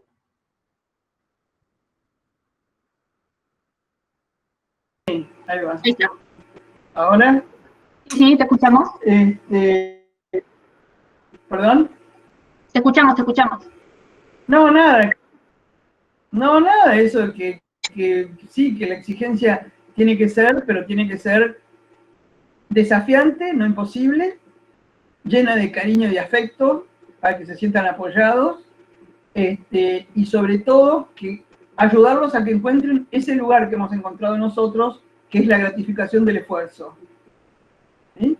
Uno lo hace, aunque cueste, porque le resulta lindo, bueno, interesante, lo que logra está bárbaro, entonces uno llega a un punto en el cual dice, yo me meto en eso que me cuesta porque cosa que no me pasa con la tecnología, eso ya lo vieron, pero bueno, en otros campos sí.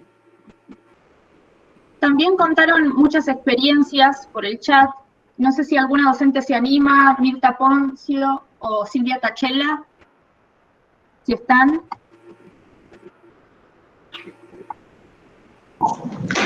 Hola, sí, yo soy Silvia Tachela. No prendo la cámara porque realmente hace 4 días que en Comodoro Rivadavia no hay agua y no estoy presentable, así que me disculpan. Realmente es terrible lo que estamos pasando, pero bueno. Yo quería contar la experiencia que tengo en una escuela, 731, que se hacen muchísimos proyectos, y hay uno que se llama Mi Amigo Fiel, que se declaró de interés provincial, porque los chicos arman, y los docentes los ayudamos, arman campañas de concientización de la tenencia responsable de animales. Además, se hacen de bingo y se junta dinero para comprar alimentos. Hemos juntado como 3.000 kilos de alimento el año pasado, el anteaño pasado, porque el año pasado también fue conflictivo porque realmente hace 3 meses que no nos pagan en esta provincia. Y bueno, el año pasado ya comenzamos con eso y fue más difícil, pero el anteaño pasado juntamos 3.000 kilos de alimentos con té bingo que hicieron los chicos, ayudados por supuesto por sus docentes. Hacen campaña de concientización, los chicos, viene el... Ahora, ¿sabes? Sí. Perdóname que te interrumpa. ¿Sabes que una vez, alguna de esas cosas que me he puesto en la vida, una vez me puse, cuando volvieron los que habían emigrado, ¿viste? Por la dictadura, muchas amigas mías volvían con sus chicos y qué sé yo, y me puse a mirar cómo son los certificados de secundaria de otros países. Todo eso que vos decís, en Australia, en Inglaterra, el chico tiene en su certificado de secundaria qué cosas de esas hizo y qué aprendió con eso y qué competencias, un tipo de gestión, de saber hablar, saber armar un proyecto, todo eso está todo certificado en el certificado de estudio secundaria de la formación. Claro, una devolución por competencias. Sí, eso Claro. es lo que faltaría. Bueno, se hacen muchas cosas, pero el problema tiene que ver con que por ahí esto de hacer que ellos puedan dar ese salto para poder incorporar una manera diferente de hablar, diferente, o sea, cuesta mucho sacarlos de ese entorno tan limitado que tienen en vocabulario y otras cosas. O sea, ellos se forman desde lo personal y tienen muchos valores y todo, pero nos cuesta de que ellos puedan tener un conocimiento que los lleve a la universidad, por ejemplo. Entonces, que puedan tener conocimientos y capacidades como para llegar a la universidad. Eso es lo que nos está costando.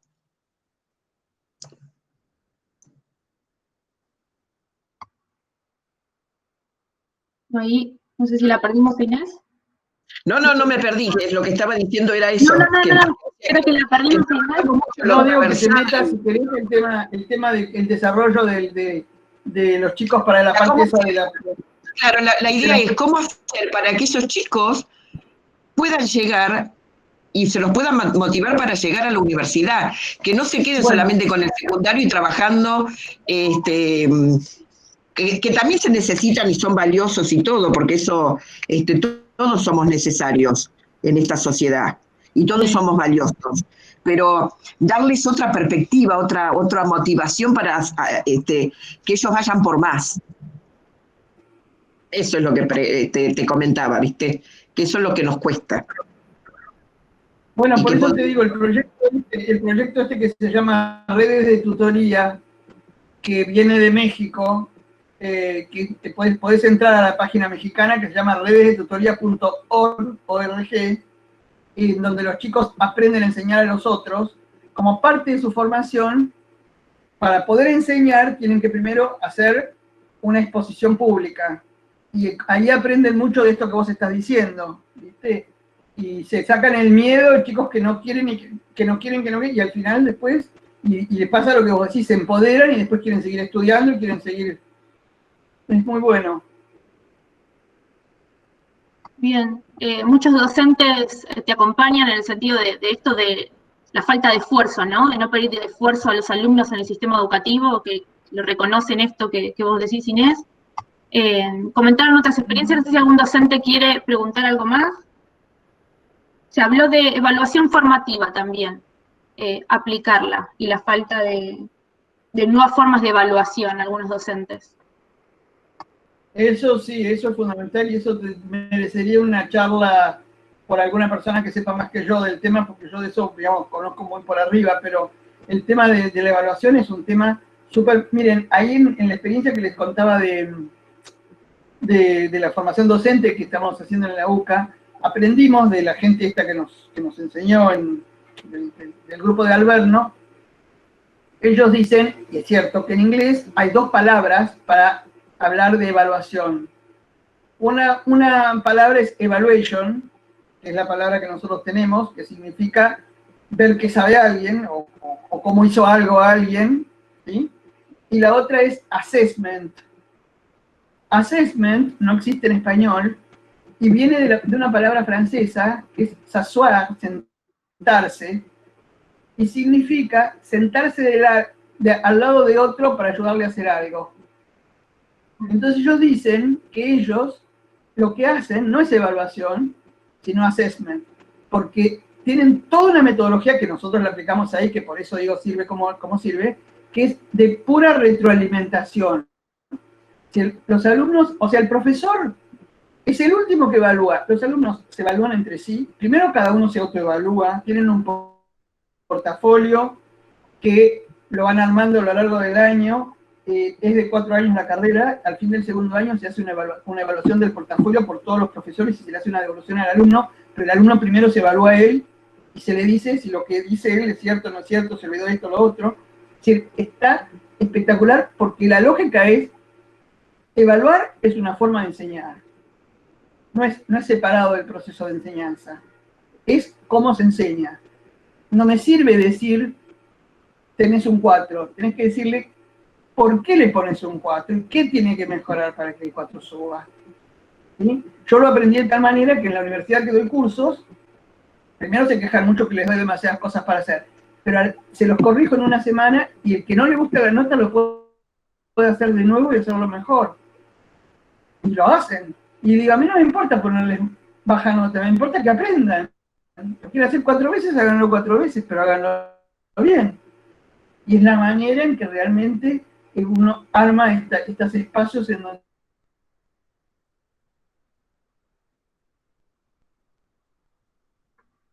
La perdimos un cachito, Inés. la persona seguro se vuelve a conectar.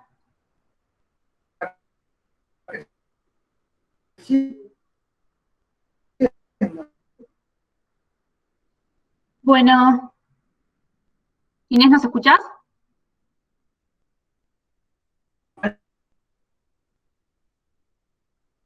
Es súper sencillo. Claro, ¿qué otra cosa aquí? Ahí te empezamos a escuchar. Se perdió un poquito, pero escuchamos la mayoría. ¿Nos escuchás, Inés? Sí. Ah, bueno. Ahora, ¿me escuchás ahora? Sí, sí, sí. Ahora te escucho. Un poquito se perdió. Bueno, no sé, digo, si alguien quiere hacer alguna pregunta más, o algún comentario. La última. ¿Alguna experiencia, alguna...?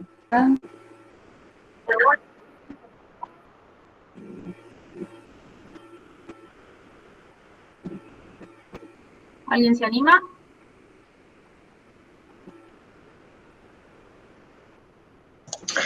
Bueno, yo te cuento cómo yo le hago la devolución a mis alumnos. Cuando hacen un trabajo y no está bien, yo lo llamo y siempre les digo, no es algo personal. Yo cuando te califico lo que vos aprendiste, si no te estoy calificando como persona, y lo que te estoy diciendo con este 4 es que sabés el 40% de mi materia. Cosa que vos podés cambiar esta nota, estudiando un poco más, bueno, y le doy otra posibilidad, por supuesto. Y esa es una forma de que el chico no se sienta ofendido ni maltratado.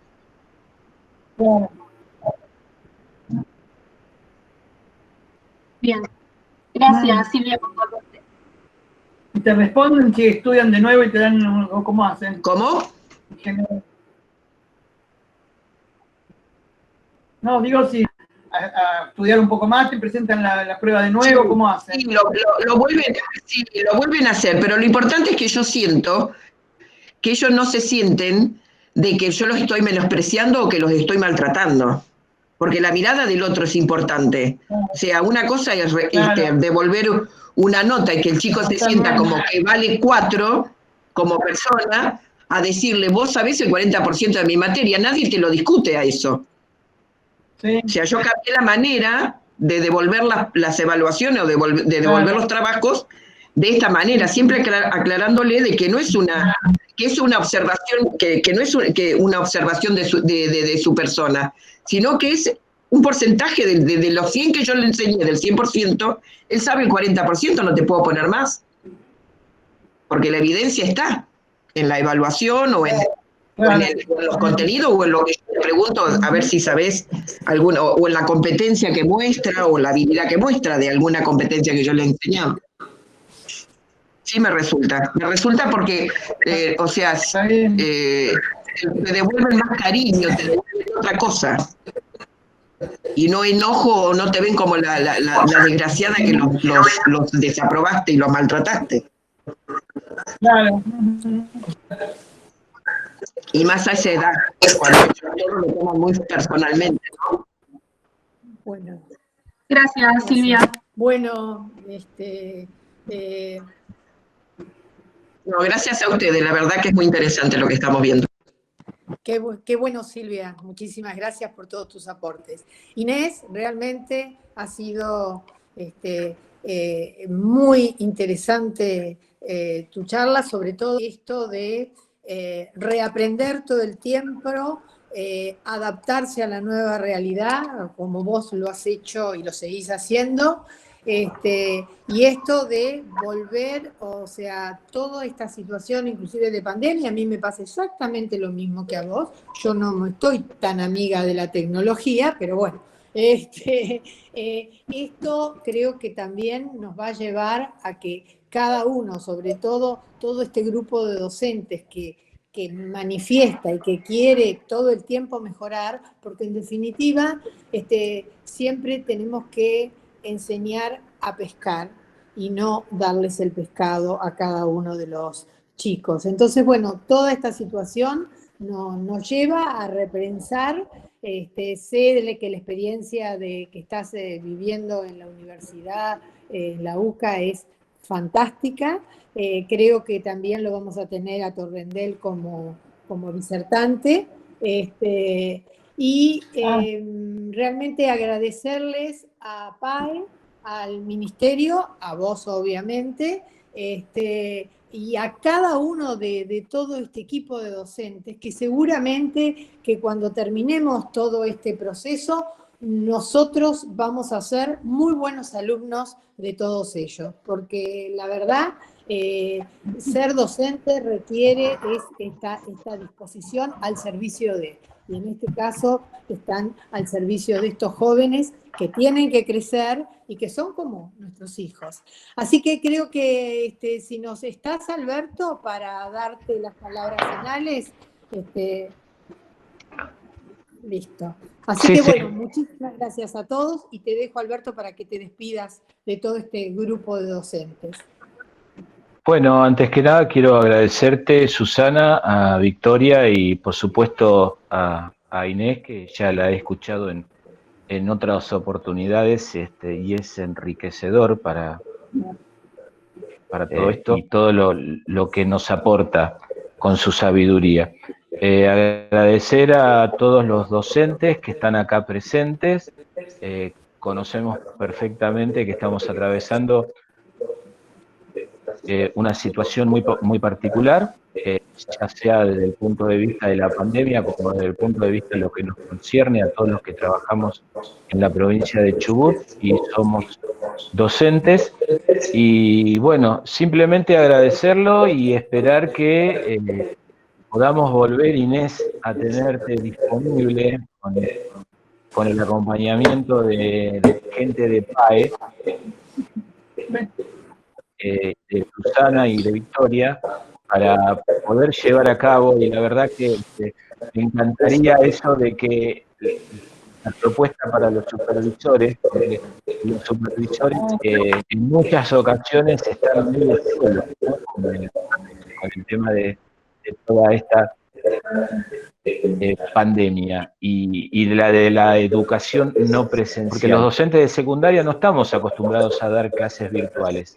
Sí, por ahí los de superiores tenemos por ahí alguna otra experiencia, pero los que estamos en secundaria no estamos acostumbrados a dar clases virtuales. Estamos acostumbrados a entrar al aula, a saludar, a tocar, a reírnos con los estudiantes, a enojarnos, y todo esto que estamos haciendo es absolutamente nuevo para todos. Hoy hablaba con directores de escuela que me decían que a partir del 16 de marzo del año empezaron a enterarse de que existía la palabra Zoom, que existía la palabra Meet, que prácticamente nadie sabía. Por eso quiero reiterar el agradecimiento a los docentes, el acompañamiento que tienen, el compromiso para la formación y la educación de los chicos.